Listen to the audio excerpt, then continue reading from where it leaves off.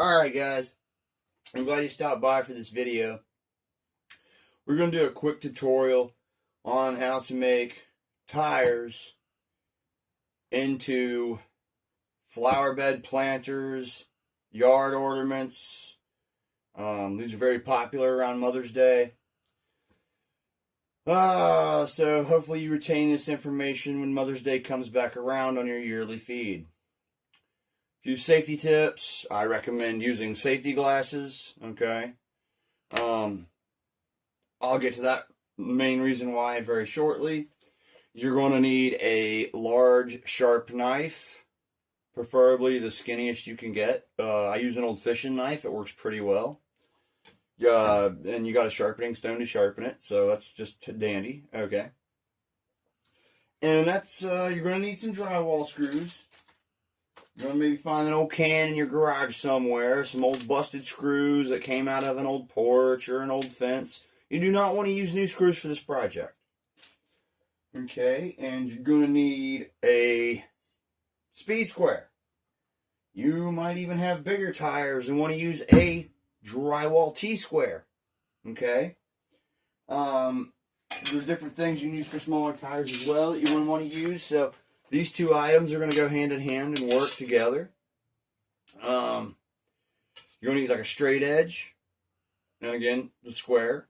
This is very important tools for doing this process properly. And of course, the big bad Sawzall. You know, you can go with any brand you prefer. As long as the blade is at least 5/8 longer than the actual tire height, this project will work out really well. Now, I've been doing a lot of these different varieties, so I've been practicing. I'm able to use a long blade. So if you're not doing this a lot, I don't recommend using the long blade. You can use a medium grade wood blade for this. You don't need no big giant teeth. You don't need no velociraptors. I mean, you can use something like this, you know, some old crappy blade in your dad's junk drawer, whatever, you know. But yeah, the medium 1/8 inch spaced teeth, preferably. And to start out with this project, you're going to want to find your center of your tire. Obviously, you know what that is. And you want to just pick a tread. You see these drywall screws? You want to pick one single tread and put a screw in it at an angle of which it is in the outer tread, not the sidewall. You want to be in the outer tread, maybe an 1/8 inch down from the roll. There's like the roll in the 1/8 inch down from the roll. And you'll run that first screw. You'll take your straight edge, bump that screw, and find the center of your tire across that center hole to the opposite opposing side tread. And you'll put a screw in right there, just as I have. And you will continue this process, pizza cutting your tire as many times as you feel comfortable. And then you'll have so many screws on your outer perimeter. Now on the inner perimeter, you're going to want to have a screw in between the outer screws, approximately 1 inch from the rim, all the way around.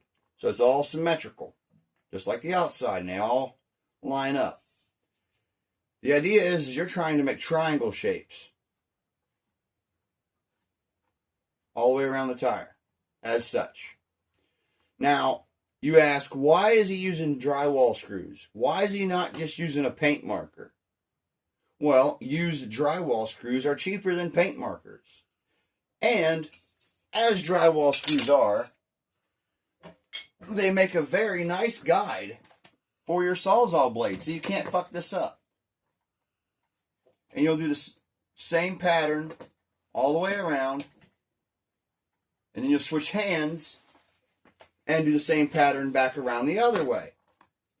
And in doing this, you're going to want to wear safety glasses because the Sawzall is going to be riding up against the screws. And once you cut past the depth of the screw, there's a chance this screw could come flying out and hit you in the eye. So please wear safety glasses. Now, gloves are optional if you're, not familiar with how sharp they are. If you've never been cut by one before, wear gloves, okay? If you got calluses on your hands and the blade bumps you should be all right. This is a old man project or a Cub Scout project, so, it's going to vary age range and experience using one of these. So viewer discretion is advised. I'll do about 4 cuts to kind of demonstrate how this is supposed to work.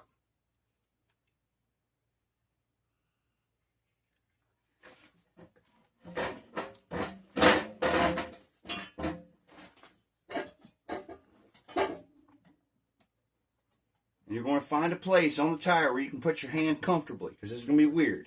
It's going to feel weird, but it's just how your dominant hand has to hold the saw, regardless of what direction you're going. Okay, so you hold it that way on the inside, that way on the outside. And the Sawzall blade will ride right in between.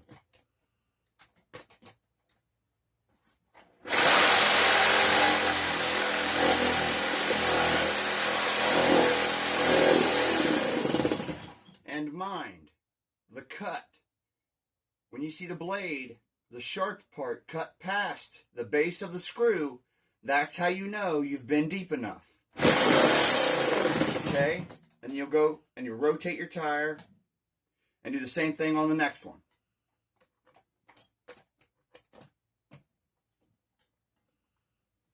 Find a place to hold it.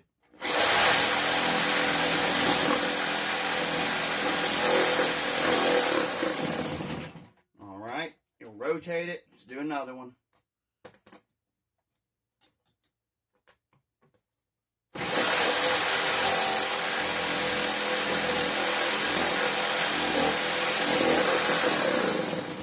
Now, as you can see, we're starting to form a pattern. Now you want to do the opposite in the opposite direction.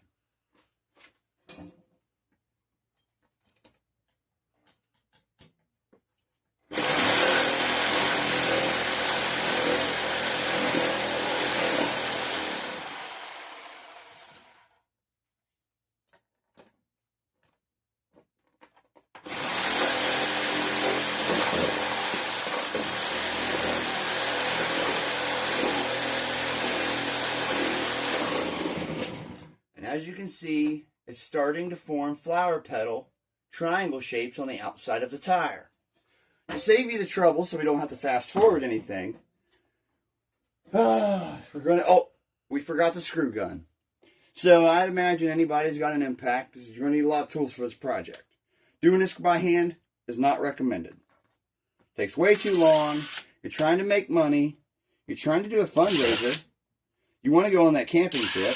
Or maybe you just need some beer money. Alright? Maybe you need a pack of cigarettes. Who knows?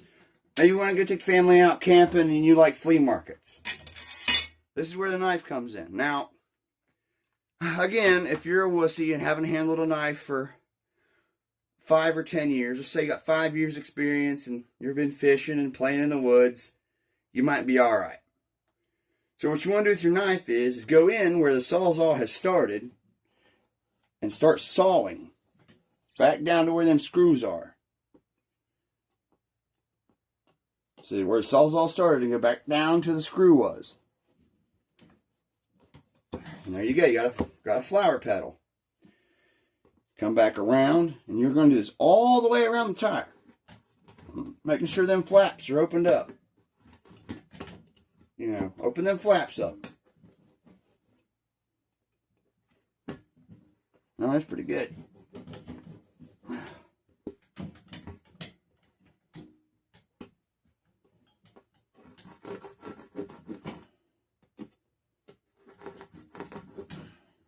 So you want to go around to the whole entire tire and get them flaps to open up. Once you do that, now comes the very hard part. You're going to need a table vise of some sort. Any kind of bolt down table vise. Such as this big guy. Okay, and that's what's going to help you turn this tire inside out and keep the rim on the inside. That is the most effective way to create these flower pot tire made planters. If I had one to show you, you can go ahead and subscribe. I'll take some more video footage of the completed product, and then you'll be for sure locked in to say, hey, he kind of knows what he's doing. But this is my take on it, and hopefully this helps you. And I don't think you're going to find this video anywhere on the internet. Best of luck. Recycle, folks.